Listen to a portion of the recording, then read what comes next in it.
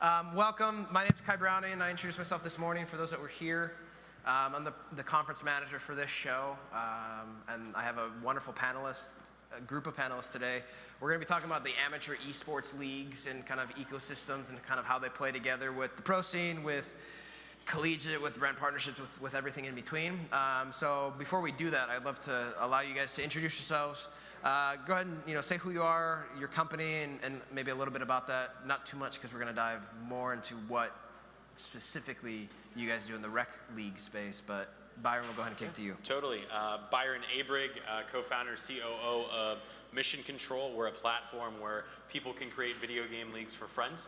My partner and I grew up gaming with our siblings, with our college roommates, and what we found was that there really weren't many platforms or organized structure for us in esports that catered to the way that we played with our friends. We saw that in traditional sports with college intramurals and with men's league soccer, and so we decided we wanted to create a platform to do just that. Hi, I'm Andy Babb. I'm with Super League Gaming, and we produce amateur esports leagues and experiences throughout the country. Our big thing is that we like to get people together in IRL, as the kids say these days, in real life.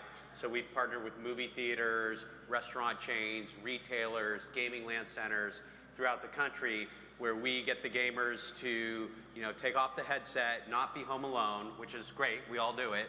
And we get them to come together in groups of 40, 50, 60, 70 other people, where it's just a great social experience to game, meet new people, and just have a ton of fun playing amateur esports. I think one of my favorite events that you do is the LAN Pre. Yeah. I just like the name. LAN Pre's fun. The LAN Pre's fun. Sorry, go ahead, Matt. It's all right. We don't have a cool name as much as LAN Pre, but we do what we do. I'm Matt Devuono. I work with World Gaming Network. We are based in Toronto, Canada, but the core business that we have is an online gaming platform that creates tournaments and opportunities for anyone, amateur or professional, but in most case amateur, to engage and compete and basically get better at the games that they like to play. We also organize a number of live tournaments that take place in and outside of Canada, but the majority of, not our business, but our World Gaming Network is owned by Cineplex Entertainment. Cineplex is the biggest movie theater chain that's in Canada. So when Cineplex acquired World Gaming 4 years ago, the intent was to outfit a number of movie theaters with esports ready kind of auditoriums where we could house and compete in auditoriums throughout Canada, and then look at different ways that we can use those auditoriums for growing and monetizing and looking at different ways to allow amateur gamers to compete within their local communities. And Andy said it best about getting gamers together and keeping the communities having fun doing what they love to do. Awesome, thank you. For those that are in the audience, what is everyone's kind of familiarity level within the esports kind of, are you a novice at esports as far as understanding goes? Okay. What about intermediate? Okay. Expert? Thank you. 1, 2. Okay, cool. I just want to kind of get a lay of the land. And so let's kind of just break down the ecosystem before we dive into what each of your specific organizations do. But what does the kind of current structure look like for, if I'm a Joe Schmo, right, and I want to play competitively, what are my options as far as that concern, and kind of what does that lay of the land look like? Whoever wants to start. Yeah, when we talk about ecosystem, I like to talk about the overall esports ecosystem. So you've got the game publishers and their games / esports. You've got the leagues. So some of the game publishers have their own leagues, like Riot and Activision Blizzard. But you also have third-party league producers like ESL and NGE does it in a white label manner. And then you've got the teams, you've got the players, you have influencers, and that's been the esports ecosystem since the beginning. And what we've seen, and I think all three of our companies have recognized, was that there was a lack of opportunity, as you said, for the average everyday gamer to get to compete and play, similar to a rec league or a little league or what have you, a chance to get together with friends, compete, and have a great time. And so in terms of that ecosystem, I think you've got a pretty wide area of different types of people doing different types of things. You have online, you have in real life, you have people building platforms like the tournaments or the Smash GGs of the world. There's numerous opportunities out there. I think it's solidifying quickly in terms of the players' different options, but whether it's online or IRL, there are great opportunities for amateur gamers. Awesome. Anyone have anything else to add on that topic specifically? No, Well, I know one thing I left out that I know it's not your area of business was collegiate and high school are big areas as well. And yeah, I mean, we were just talking before too about how the amateur space isn't only relegated to pros and amateurs. I mean, amateurs almost divides up into a bunch of different categories in terms of age groups or in terms of high school, collegiate, rec leagues, or organized ongoing series of competitions.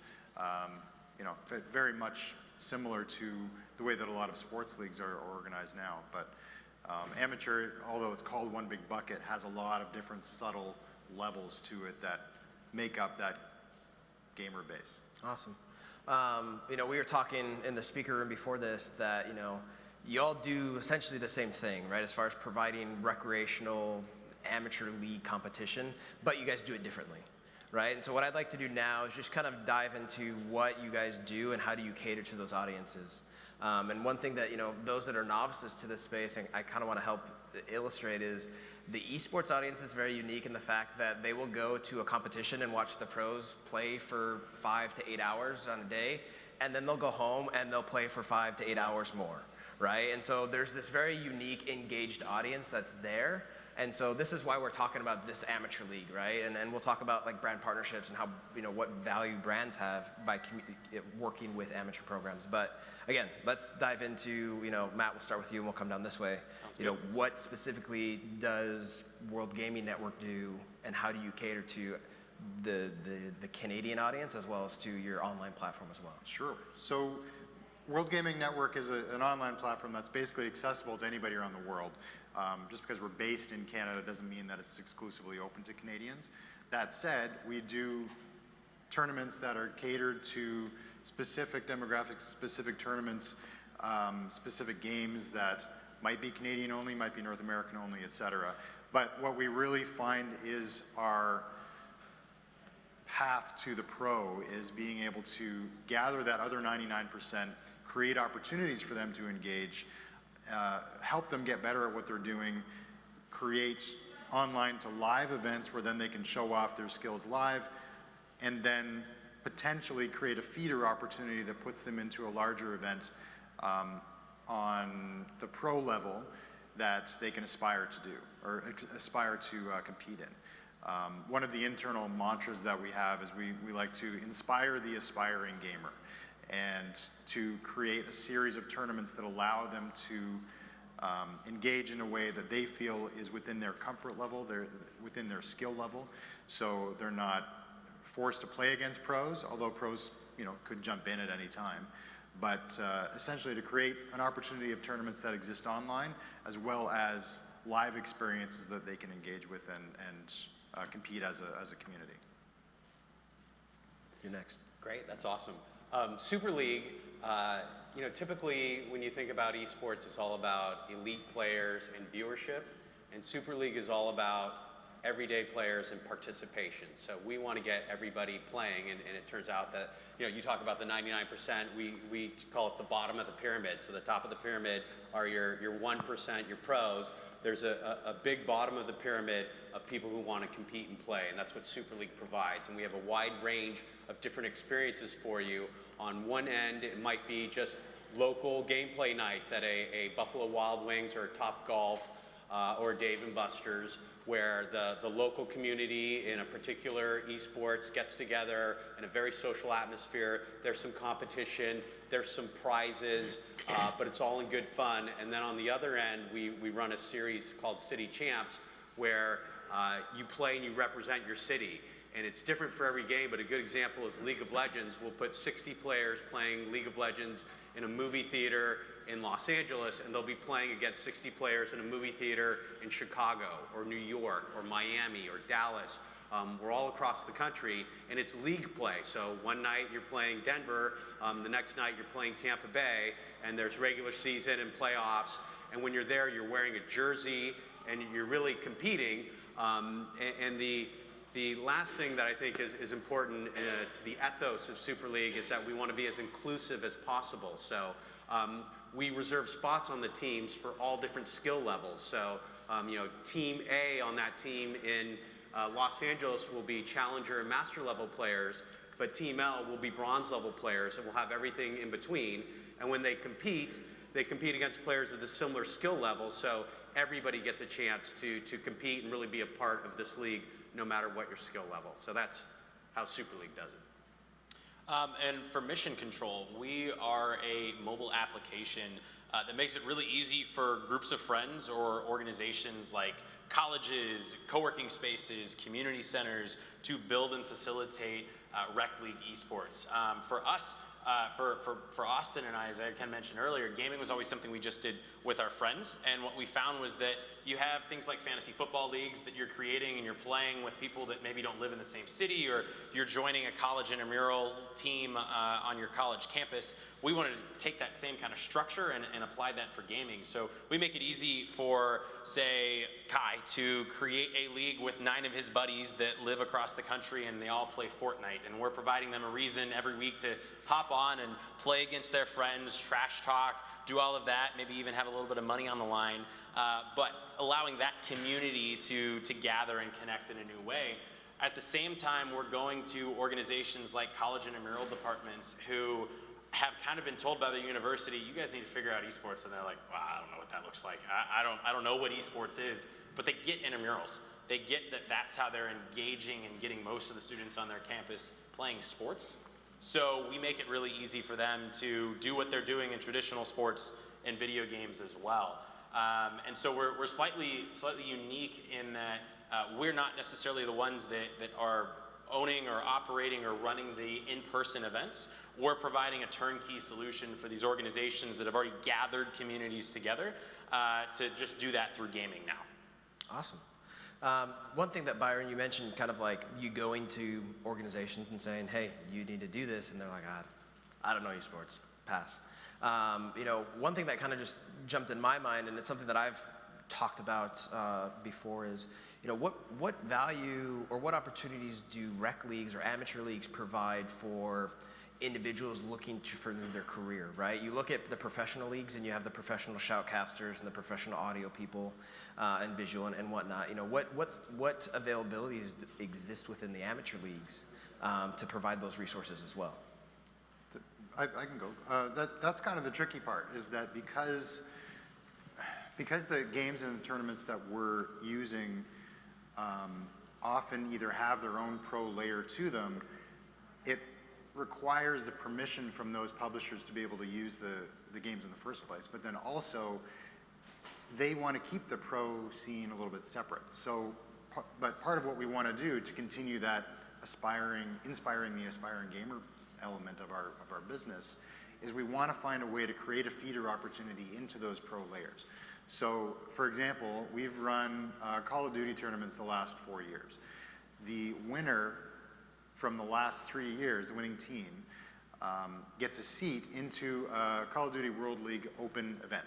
So it's not a seated spot in a pro tournament, but we are providing that winning team the opportunity and covering their travel and everything to go to this event, buying their tickets to essentially participate in the open event and compete alongside the pros, which they could have done on their own dime, and they probably would if they were good enough. But by participating in ours, they've won the opportunity to go there, and we have a hand in kind of feeding them up into that pro scene in a small way. So some of the pro leagues are now starting to understand. It's a little bit subjective, but they're starting to understand that they almost need these amateur leagues to kind of feed what they're doing on the pro level, and are a little bit more open to discussing opportunities for amateur tournament operators like ourselves to be able to engage with the higher skill levels of those players. So yeah, feeder opportunities is something that we always try to do for the majority of our tournaments, just to showcase that we are providing this opportunity to an amateur player for something that they could do on their own, but we're helping them along the way.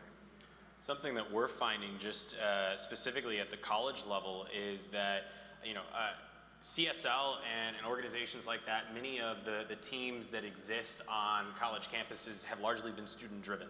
Some students have been really passionate about it, and they found other students through their small network on their campus to form a team and start competing, but they only have such a large reach. By going into something like an intramural department, they have the ability to blast this out to the entire student body and get a reach that those small organizations don't necessarily have. And what we're doing through that is we're finding that there are kids that are coming out of the woodworks that maybe didn't even know that their campus had a Smash Brothers club or team that was competing, and intramurals can be a way for them to be introduced to that. So we certainly see that we're hopefully finding more kids that are on a campus that care, that this is their introduction into some structure, and they're now moving up.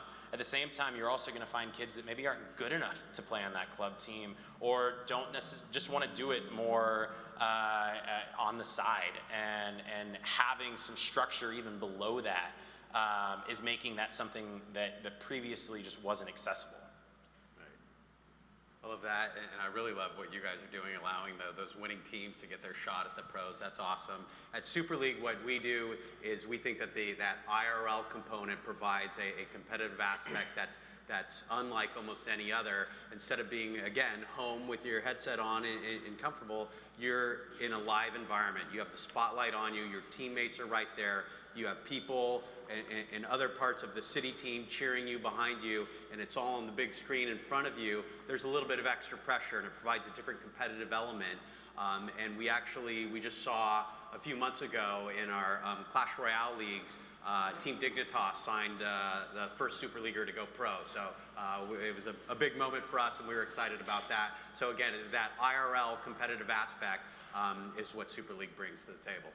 I just wanted to add to that too, which is a great thing. It almost becomes these are not feeders for where you're putting them there, but it's almost like a talent scout kind of seeking them out. The first Call of Duty event we ran in 2016, we had one player who was local from a town just near Toronto, competed, won just the regional event. He didn't even win the finals event, but he has come by his own skill level. He's now signed by a professional team and has worked his way up based on some of the competitions that he's engaged with through World Gaming, and has consistently come back every year to our annual Call of Duty tournaments to participate in our program.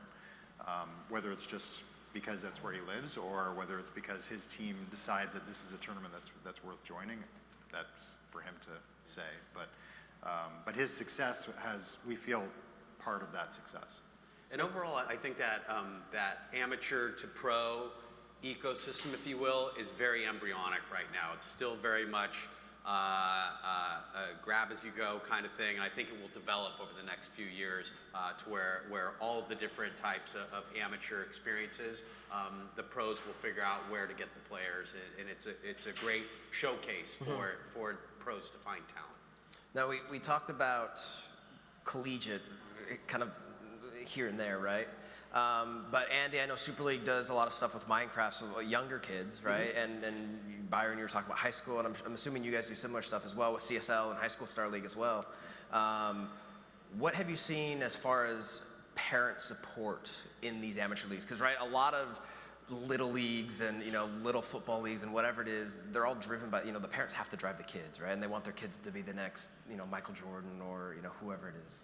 What has the support been from the parent kind of base as they're driving their kids to play at these events and things like that? We've had one program that was more youth driven. It was around the Lego games that were out there. Some of the Lego games have these battle arenas that allow 4 players to play at one time, and just it's all fun and nothing really competitive per se, but you the OP run Battle around. Royale. Yeah. You run around, you get coins, you get points, and you get a T-shirt at the end of the day. But that was very youth focused. It was targeted at kids aged 8 to 13. So it 100% had to be endorsed and supported by the parents, because they're the ones buying the ticket to the event. They're the ones that have to drive them and stick around to watch their kids play in a movie theater auditorium for about 2 hours. So the parent support, especially for the youth leagues and the younger based games, is 100% important. Once you get up to college, and university, I guess they'll make their own decisions where they're going to go. But yeah, the younger ones, at least from our perspective, 100% rely on parents buy-in. Right. What's the temperature of the parents? Are they begrudgingly bringing their kids to these events? And No. we can kind of dovetail this and kind of moving forward this way, but. Sure. The experience that we've had has been they like the fact that their kids, although they're still out playing video games, they like the fact that they are playing games with friends and not in the house doing it. And in a safe environment where there are games on the big screen behind them, and it's kind of fun, and all their friends are around them. Whereas they wouldn't be directly with their friends if they were doing it at home. They'd be on a headset or whatever the case. So, again, similar to what Super League does so well, which is creating that community for kids to get together and play in a social environment, in a community that supports the idea of having fun while you're gaming instead of just trash talking somebody over a microphone. Not that 8-year-olds trash talk, but You don't play with the 8-year-olds that I play with. Exactly. Our experience is very similar to that, especially in the Minecraft leagues that we have. The parents are there. They treat it very similarly to Little League, where the parents, I think it's rare at home that the parent will go into the kid's room and stand over their shoulder while they're playing Minecraft. The kid's going to say, "Get out of there." When the kids come into the movie theater with their jersey to be on their team and play Minecraft, the parents come and the kid's proud of it, and the parents support it. We have parents bringing cupcakes for all the kids. We have all that kind of stuff goes on. And really my favorite story is we had a Minecraft event, and mom comes in with the kid, and the kid runs off and joins his teammates, and I say to the mom, I say, thank you for bringing your kid and being with us today. It was a Saturday afternoon, and the mom starts tearing up, and she says, "No, thank you." She says, awesome. My kid doesn't play any sports, doesn't do Little League, doesn't do soccer. When they have Jersey Day to school, he has nothing to wear. He's so excited for Super League. He wears his jersey to bed at night. He now has a team. He now has something to wear during, I started tearing up too. I was like, we got to film this. This is great. So Hallmark excellent movie. parental support on that we've seen. What we have found is that it's really important that there is an organization or an entity facility that parents trust in order to prioritize this for their kids. Something we learned early on was, we have the ability for any person to create a league with their friends. We found that you really have to be able to own your schedule to do that. We found that high schoolers, when they get grounded, mom isn't finding it important for them to be able to play their weekly Fortnite game with their buddies. But one of the things that we're in conversations with a number of YMCAs, JCCs, Parks and Rec departments, that they view esport leagues as a way to get more teens into their space, and that hopefully if they come into their space and they have a little bit of money that's bought in, mom and dad are going to prioritize this, and then they're going to learn about, hey, the basketball league that they could also join, or the swimming lessons that they could do. But I think that having that other organization that they trust and that parents see, well, I'm willing to do that for basketball. If they endorse it, then this must be something that's worth my child's time. Awesome. Is there still, are you guys still educating? I feel like in some instances you're still in this education phase of this is what esports is, it's not a waste of time, but Oh, no doubt.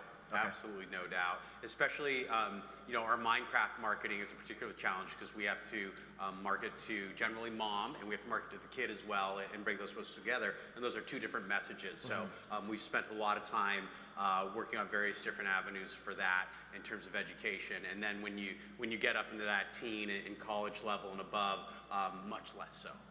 how many people have kids in the audience? 2, 3? Cool. Any of them play video games? Do you not like it when they play video games? Okay. Any words of advice for any parents in the room that want their kids to play, that are saying, my kids play video games, I can't get them off Fortnite. I hate that game. It's still monitored. Okay. Yeah. I mean, it's Moderation. Not, yeah, it's in moderation. Exactly. It's Yeah. I always like to joke. I ask people, do you make your kids do their homework before they play video games? And everybody says yes. And I say, you might want to rethink that, as I believe it's somewhere around 150 colleges in the U.S. give scholarships for esports. You get a free ride to college to play video games. But it's just what you said. It's a matter of monitoring and setting the priorities. But there is a lot of education, as you talked about. Cool. One of the last questions I want to get to with us before we open it to Q&A with the audience is, this is a much more engaged audience, right? It's not just people that are going to watch the pros. They are there, they're competing. When they're not playing, they're watching their friends play. And so what opportunities exist on the brand level, right? We in the last 18 months, we've seen a lot of very large brands enter the esports space, from Discover and MasterCard to Honda and Toyota. Andy, I know you've worked with Nickelodeon in the past, and what do those opportunities look like, and how is that different than, let's say, State Farm entering the space, and just sponsoring the analyst desk of some competitive game? I can start. I think by bringing it down to this rec amateur level, you have the ability to more directly touch and impact the end user of this. Yes, you can put your name on a stream or on a desk, but you're only touching and appealing to the people that are watching that. And there's still a certain level of barrier to entry that exists for someone. They have to be, I don't know what you would consider it, but this passionate about gaming or this passionate about esports to be the person that's going to hop on and watch the LCS championship. But when you start bringing it down into this amateur rec level, you're starting to appeal to people that probably are not turning on Twitch on the weekends or watching that all the time in their free time. So there could be some really authentic ways to engage people here at this lower level, and by doing it through something that is, say, like a league that's an ongoing thing. It's not just a one-off tournament that someone's showing up on Saturday and that's the last time they're engaging with their brand. If you've got someone engaged for 6 to 8 weeks, there's a deeper opportunity that can exist there than it would just if you were to do a one-day tournament. I think you nailed it on the head, that it is the ability for brands to get down to the actual users of the brands and affect them. And the best Super League example, or my favorite Super League example, is what we do with Red Bull, where Red Bull sponsors our League of Legends City Champs League, and they sponsor it with the Red Bull All-Stars. So after the season, we take the 4 best 5-player teams from across the country, and these are just amateur everyday players. They get flown out to Los Angeles for the weekend. They get a tour of Riot, which is every League of Legends fan's dream. Then on Saturday, they get to go to the Red Bull Studios in Santa Monica and compete for the All-Star Championships at the Red Bull Studio, broadcasts on the Red Bull network, and it's just an amazing experience that you can't get anywhere else. And it's a touch point with the actual consumer of the brands that brands can't get anywhere else. So it's a great marriage. I agree with everything that's there. And the only thing that I'll say, which shouldn't come across as a negative, but it is something that has been challenging. And we talked about the Little League scenario. Since we started focusing on amateurs from the very beginning, it was more about the Little League problem, as I've called it, which is I want to be able to support amateurs 100% in terms of what they're doing and the skill level they have. But from a viewership perspective, am I going to, and this is going back to the brand question, is am I as a brand or as another engaged party going to watch somebody else's Little League game instead of my own sons or my own son's friends or whomever? So the challenge to almost sell to a brand to be engaged with your amateur-based program is if it's being sold based on viewership, which in some cases sponsorship is sold on impressions or whatever the metric they feel is most viable. The challenge is, okay, you're not going to get pro-level impressions from watching a Little League game. You're going to get some very moderate impressions. It's not going to be something that's going to be #1 on Twitch or any of that. It has to be addressed a little bit more delicately to kind of temper the expectations of whatever brand or sponsor wants to be involved, knowing that it's still going to be a targeted engagement with that audience, but the expectation has to be such that it's still an amateur Little League game. And as long as the brand understands what they're getting into, being associated with the amateur-based programs that we offer, then it's all good news. But if they're expecting to get millions of views from a Little League game, it's not realistic for them to expect that. So again, as long as the brand knows what they're getting into and as long as they're approaching it in the right way from what their expectations are, I think there's a lot of success that brands could get by focusing on an amateur league as long as they're aware of what the outcome is realistic to be. I don't think that was negative at all. I think Okay, great. that's no, I don't think it's negative. I think that's, I don't want to say skeletons in the closet, but that's just kind of the reality of the thing. But I feel in most cases in conferences like this, or when people talk about esports generally, they always sugarcoat and say, oh, it's the best thing ever, and you're gonna get millions of views and whatever. But in the reality of it is like, how many people go to a high school game to go watch? It's their brothers and sisters and moms and dads, right? And so that's, again, if the brand knows that they're going to be more engaged as far as on-site participation, and not necessarily professional viewership. But I also don't think someone goes to a Little League game thinking they're going to get Super Bowl numbers, right? And if you do, Let's hope not. yeah, you're on something. So, all right. Well, can we turn to the Q&A? Let's see what's in the queue. Oh, he is back there. Anyone type away? Let's go. Type fast. Nothing yet. It's okay. Yeah, just one thing, we've talked Little League a lot, and I love that as an analogy to what we do, and my only concern with it is it makes you think kids.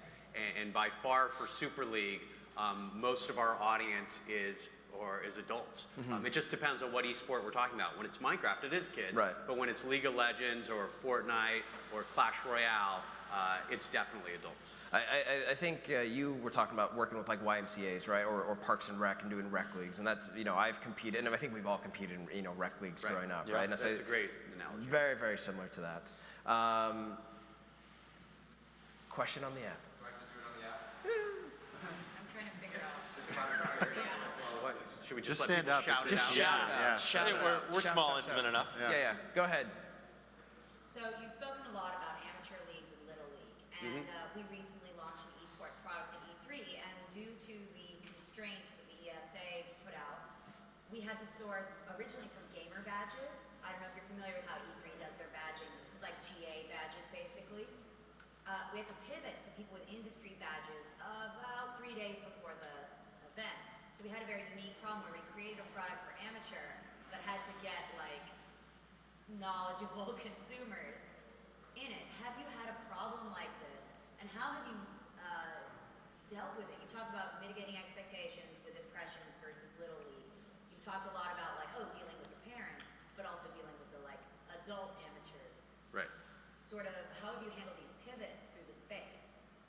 So I'm sorry, I didn't fully understand the issue that you faced right there. When you're producing a product for like a Little League Okay. demographic. For with- kids. Not necessarily kids, but More casual gamer. a fan consumer, a fan Okay. type consumer, a casual gamer consumer. But then you're saying like as you get up, it's like LCS, not LCS, it's the All-Stars that you collaborated with Red Bull over. Sure. That's a very different product than like Minecraft you have to market it Right. on. How did you end up in these pivot points, and how did you navigate them Right. without losing your brand identity and sort of burning the bridges behind Sure. you? For us, the keywords there were the brand identity. So it comes down to what Super League's core values are, which are play, watch, belong, and since we acquired a company called Framerate, create as well. And those spread across any esport that we get to. And so for us, Super League is a bright, well-lit place to play. Because we do so much IRL, we see very little toxicity. When you play online, you get immature, mostly male, I'll go ahead and say, gamers who act like assholes, right? And they act like assholes to women a lot. At Super League, we see very little of that because you're face to face and people behave a lot better. And so we embrace that. And so that's a core value that applies across every single game we do. So that's the answer from Super League's perspective. Your question is having those set of core values that applies no matter what game we're doing, so people always know what that Super League experience is going to be, no matter what it is. think one, it's framing it to the community that we're going into. So for instance, at the college level, when we're working with intramural departments, we're running A and B leagues. So that there can be the people that feel like, okay, they're a little bit better and that they want to compete, and this is going to be the one that they're a bit more comfortable in, and this is the one that they should operate in. The other nice thing is that by the fact that we are bringing it down to intimate friend groups, ideally you're probably playing or competing with other people that are at a similar skill set than yourself.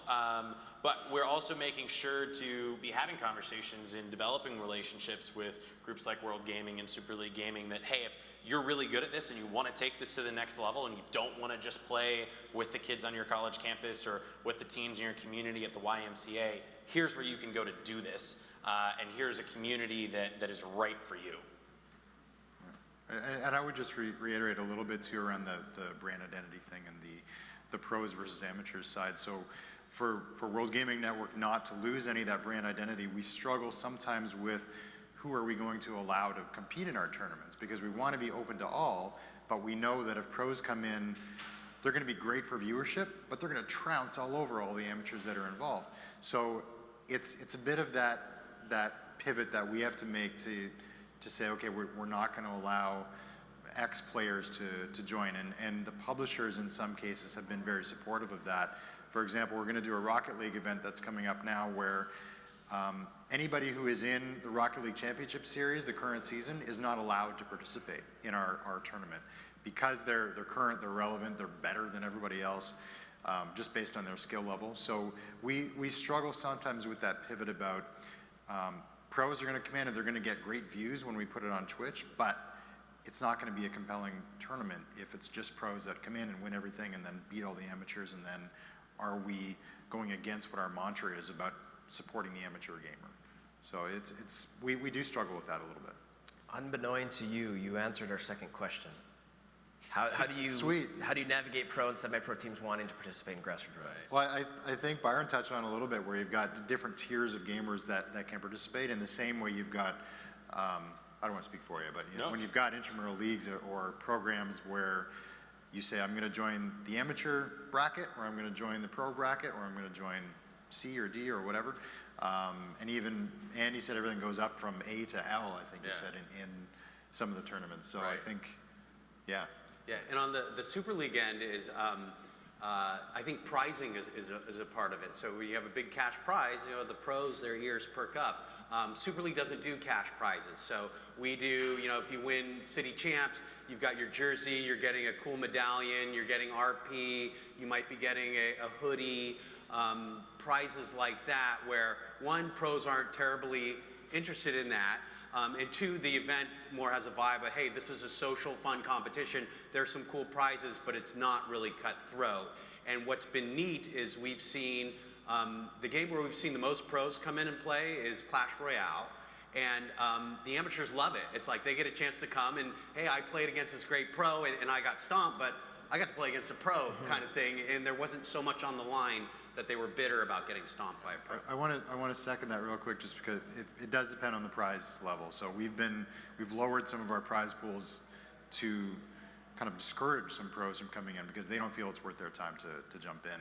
But one story, we had a Street Fighter tournament a few years ago where we had everybody from the low-level amateur scene that competed and made their way through to the finals, as well as some top-tier pros that were coming in to compete and ended up winning, of course. But the top pro that was coming in to participate was late to his first match. The guy who he was paired against was a guy from Windsor, Ontario, who barely made it into the finals, just scraped by. He could have won his match by default and advanced to the next level, but opted to stay in because he's like, I'm paired against the best in the world right now. I'm going to get a chance to play against this guy. I'm not going to just take the default. I'm going to play against him and see if I'm any good. And he didn't beat him, but he ended up winning a couple rounds out of 5. So it was a great experience for him as an amateur player to play against a pro.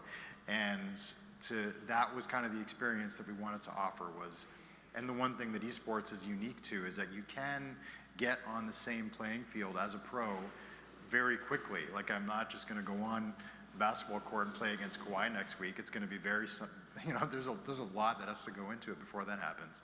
But in this case, this guy got to play against him right away and opted to take the opportunity to compete instead of just take the bye.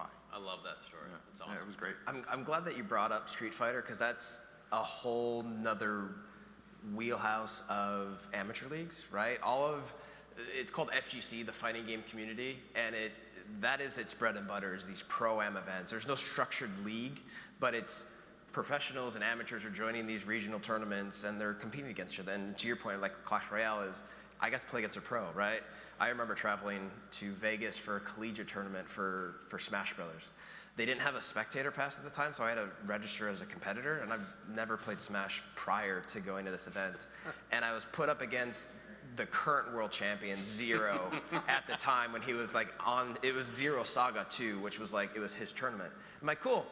Looks like I'm gonna just go ahead and yeah, but I got to play against him, right? And I got to go home and say I played against Zero. I got washed, right? I got wiped, but I got to say I played against a pro. But that, again, the different ecosystems of different games and competitive structures within, but that's also another amateur system within what we're talking about. And I think it's important that you make that accessible to the people that want that type of experience. If at the end of the day you just want this as, you love gaming with your friends and maybe you want some bragging rights or maybe, $50 on the line, you don't need to be competing for a huge prize. But if you do want that experience, let's make sure that there's the right avenue for you to do that, and vice versa.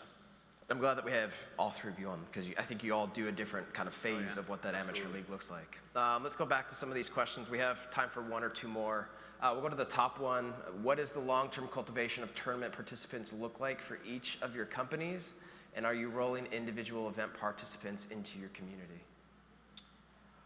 So I can kind of kick things off. So for us, we like to make sure to distinguish ourselves that we are not a tournament. We are not a one-off tournament. We are a league, that it's something that's taking place over the course of multiple weeks. The great thing is going into organizations like colleges or YMCAs, they already run seasons. People understand that I'm going to play in a 6-week season and then I have the opportunity to start in another one. So we're making sure that the communities that our leagues are being run in, that they're cyclical and that you can join another one as soon as you end one. At the same time, though, is that by making it possible for people to create private leagues with their friends, they're getting an experience at a university or at their YMCA and then saying, I have 6 friends that I game with, that I went to high school with, that live in a different state. I want to create a league with them. So we're making it possible for them to be engaged in one community and then bring another community into the fold as well. And by going to these organizations and leveraging this as a community gathering tool, ideally they're also finding other people on their campus, in their workspace, that also care about this, that they didn't know before, and we're being the mechanism that's bringing them together. Yeah, for Super League, long-term cultivation is critical for us, and we've been built out specifically for that. So you may start off going just to a local community event at Top Golf to play your game and meet new people and have friends, and you grow with the community, and that evolves into playing for your city on a city champs team, and going from there to watching the content that's produced by Super League, which is a big part of ours through Super League TV. So you get a chance to see yourself competing on a very professional broadcast of it, to now with Frame Rate, you can actually contribute your own user-generated content and see your content there as well. So we try and offer, again, a wide range of different experiences, both online, IRL, and in content as well, that makes you part of the community. And one last part of that is when we have our city team, say the LA Shockwaves, you may play on the LA Shockwaves Minecraft team when you're 13 years old, but when you're 16 years old, you can play on the LA Shockwaves League of Legends team or Fortnite team. And so those are umbrella communities that are meant to cover all the games that you participate in, and Super League can be a community and home from you all throughout your gamer journey. Awesome. The next two questions are kind of in tandem. What are you guys doing to ensure diversity, and kind of what is the percentage of boys versus girls in the competitions that you guys are hosting? And we'll end with that question. And for anyone else, we can hang out afterwards to do that. So answer any other questions. So I think first and foremost, it's making sure that you have a wide range of games that appeal to a wide range of players. I think making sure that games are accessible and played by the communities that you want to attract. I think it's very easy for teams and organizations to say, these are the games that we care about, and just make that blanket statement and not pay attention to the types of people that are more attracted to playing those games. I know upstairs panel that was in before, they were talking about how mobile gaming culture grew so much in China because people couldn't afford a high-end PC to game on. So how do we make sure that the games that are accessible are played on a platform or played in a way that anyone can pick it up and access that? For us, it's also going and working with organizations that appeal to diverse gamers. And whether that's on campus and reaching out and making connections with not only the fraternities but also the sororities, or it's going to and setting up relationships with Girls Who Game and organizations like that already are gathering these diverse groups of gamers and tech savvy individuals together and providing a tool to them. It's something you have to consciously do. Otherwise, the system and the makeup is just going to continue to remain how it's perceived today. Byron's spot on in terms of the different games bring a natural diversity to what we're doing. And specifically, two things that we see are, one, we see a great percentage of women players, upwards to 20 to 30% depending on the game, which I think is fantastic, and I think it's part of that IRL social experience, a non-toxic experience, again, being that welcoming place where women can game and be a part of esports. And the second thing we see is in some of the games, especially Clash Royale and Fortnite, we see a wide age range, and people don't care. Like the older player, they're just gaming together, they share passion, and they're playing. And really the best example I can say of that was actually in League of Legends, in our first season with our team in Miami, 60 players, most of them college age. The vocal leader of the Miami team was a 16-year-old kid, and you'd think these college kids would be like, who's this high school guy? They didn't care. He was passionate, he was one of the best players, and he led. And so it's just a great thing to see in terms of the diversity that Super League sees. I wish I could say that we saw an influx of female players on the World Gaming platform. It might be to our own detriment because the games that we're typically offering as tournaments are primarily male dominated in terms of the player base. That said, we did participate in a program last year called the World Esports Games, or WESG, that had female-only divisions for Counter-Strike and one other one. But it was specifically organized to make sure that it wasn't leaving out the typically lower percentage of female active gamers that were involved in the program, but carving out a specific channel for them to participate in. And in fact, the Canadian, which we're proud of, the Canadian CSGO team came third in the finals in China in March. So it was something that we're, national pride or whatever it is. But the typical demographic for those that compete on the World Gaming platform are predominantly male. And I think you'd find that in esports as a whole, at least professional esports, it's pretty much predominantly male. But I think the answer came out, which was there does need to be more titles that we're actively engaging in to make sure that we're gathering a larger forum of players that appeal to a larger demographic. Awesome. Last question. What are you playing right now? I play Fortnite with my son, who kicks my ass every time. But because and this is funny, he'll play on his Switch and I'll play on the TV. So because he can only play one console. But I also just beat Spider-Man, so yay. Yeah. That's single player game, but the campaign games are what I kind of gravitate towards. So yeah, I'm playing Horizon Zero Dawn right now. Okay. Andy? You playing anything? I used to be a big first-person shooter guy, and then I got married to someone who's not a big video gamer, so I've transitioned to mobile games, and I'm addicted to Clash Royale. All right. We'll have to play. I have been playing my way through Spider-Man as well. That's consumed my last couple of weeks.